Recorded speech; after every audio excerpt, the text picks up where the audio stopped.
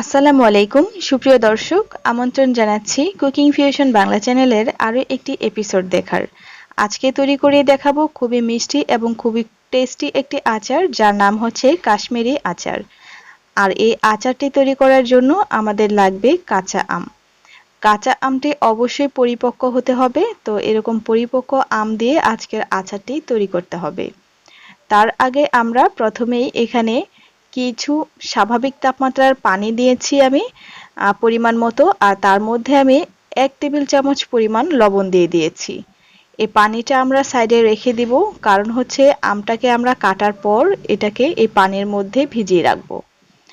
আর আমটা অবশ্যই পরিপক্ক হতে হবে, এরকম আটিটা শক্ত হতে হবে, তাহলে এই আচারটা একদম ভালো হবে, খুবই সুন্দরভাবে হয়ে যাবে।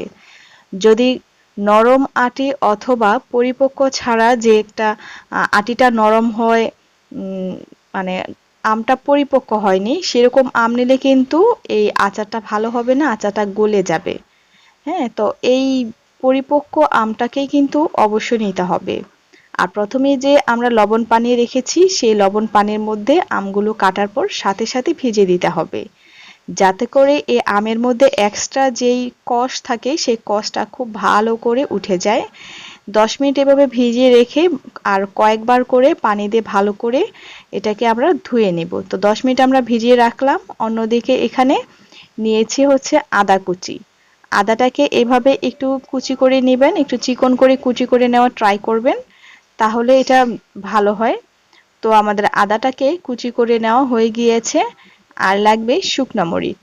শুকনা মরিচটাকেও আমরা কি করব, এখন এই ভিতরে যে বিচি থাকে শুকনা মরিচের, সে বিচিটাকে আমরা বের করে নেব, কারণ আমরা শুকনা মরিচের বিচিটা চাচ্ছি না। আর তবে এখানে বিচি সহ দেওয়া যায়, সেক্ষেত্রে আচারটা খুব বেশি ঝাল হয়ে যায় এবং এটা দেখতে খুব একটা ভালো লাগে না। হ্যাঁ, তো সেজন্য আচারের দেখার সৌন্দর্যের জন্য আমরা বিচিগুলো বের করে দিব, আর হচ্ছে এভাবে একটা কাঁচি দিয়ে চিকন করে বা এরকম করে একটু কেটে নেব।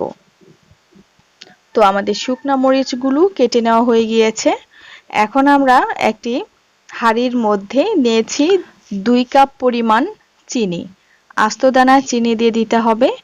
আর হচ্ছে এখানে প্রথমে যেই আদাগুলো কুচি করে রেখেছি সে আদা, আর হচ্ছে 1/2 কাপ পরিমাণ পানি। এটা পরিমাণটা আবারও বলে দিচ্ছি, 2 কাপ চিনির মধ্যে 1/2 কাপ পরিমাণ পানি দিতে হবে, এর থেকে বেশি পানি দেওয়া যাবে না, কারণ আম থেকে কিন্তু আরো বেশি পানি উঠবে। এখন এর মধ্যে আমরা খুব সুন্দর একটি সুগন্ধ আসার জন্য দিয়ে দিলাম একটি তেজপাতা। তেজপাতাটাকে একটু ছিঁড়ে দিবেন, তাহলে এটা নেড়ে চেড়ে কুক করতে সুবিধা হবে। আর দিয়ে দিচ্ছি স্বাদ মতো লবণ। লবণটাও এখানে ভালো করে মিক্স করে দিব। যেহেতু আমরা আগেই লবণ পানির মধ্যে আমটাকে ভিজিয়ে রেখেছি, সেই হিসেবে লবণটার পরিমাণটা আপনারা একটু বুঝে দিবেন। আর আমটাকে আমরা 10 মিনিট ভিজিয়ে রেখেছিলাম, এখন আবারও পানি চেঞ্জ করে করে ভালো করে এই আমগুলোকে আমরা ধুয়ে নেব। অবশ্যই ভালো করে ধুয়ে নিতে হবে এবং পানি ঝরিয়ে নিতে হবে। তো আমি এভাবে পানি ঝরিয়ে রাখার জন্য একটা স্ট্রেনারে রেখে দিয়েছি। আর অন্যদিকে শিরাটাকে আমি চুলায় বসিয়ে দিয়েছি, শিরাটা কিন্তু চুলার মধ্যে জাল করে নিচ্ছি।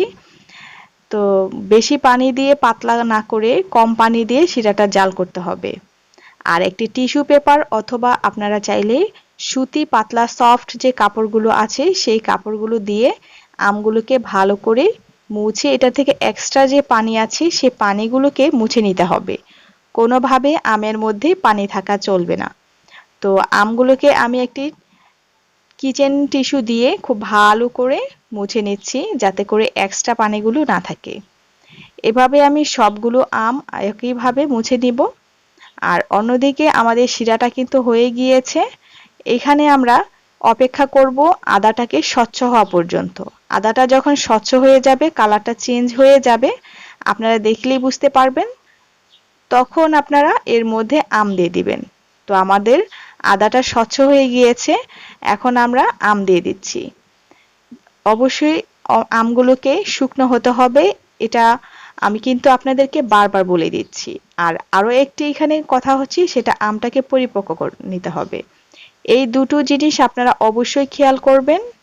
পরিপক্ক আম এবং আমগুলোকে শুকনো করে নিতে হবে। আর শিরার পানির পরিমাণটা অনেকটাই কম দিতে হবে। কারণ হচ্ছে আম থেকে অনেকটাই পানি বের হবে। তো খুব বেশি পানি দিয়ে এটাকে এত বেশি জাল করলে এই আচারটা কিন্তু একদম মানে কি বলবো, এটাকে জেলির মতো করে সব খুলে টুলে যাবে, সে আচারটা আর আচার থাকবে না। তো আপনারা নিশ্চয়ই দেখতে পাচ্ছেন এখান থেকে প্রচুর পরিমাণে পানি উঠেছে। আর এখন সেই যে শুকনা মরিচগুলো সেগুলো কেটে রেখেছিলাম এর মধ্যে দিয়ে দিব। এটা দিতে হবে আচারের আমগুলো যখন সিদ্ধ হয়ে যাবে তখন। আর এই আমগুলো সিদ্ধ হতে কিন্তু খুব বেশি সময় লাগে না। এখন আমরা দিয়ে দিচ্ছি সিরকা। এখানে আমি সাদা সিরকাটা ইউজ করেছি, আর আচারটাকে দীর্ঘদিন পর্যন্ত সংরক্ষণ করার জন্য সাদা সিরকাটা অবশ্যই দিতে হবে। আমি সিরকা দিয়েছি 1/2 কাপ পরিমাণ। এখন আলতো হাতে করে একটু নেড়েচেড়ে নিতে হবে। এই পর্যায়ে আমগুলো খুবই সফট থাকে। আর আমি দেখিয়ে দিচ্ছি আমগুলো কিন্তু আমার একটাও ভেঙে যায়নি। তো এই পর্যায়ে অনেক বেশি সফট। তো আমগুলোকে খুব সাবধানে আমরা নেড়ে চেড়ে চুলার আঁচটাকে বন্ধ করে ঠান্ডা করে পরিবেশন করে নিচ্ছি। এই আমের কাশ্মীরি আচারটি কাচের বয়ামে সংরক্ষণ করে রাখবেন, সারা বছর পর্যন্ত ভালো থাকবে। তো ভালো থাকবেন সবাই। আজকের মতো এখানেই শেষ করছি। আল্লাহ হাফেজ।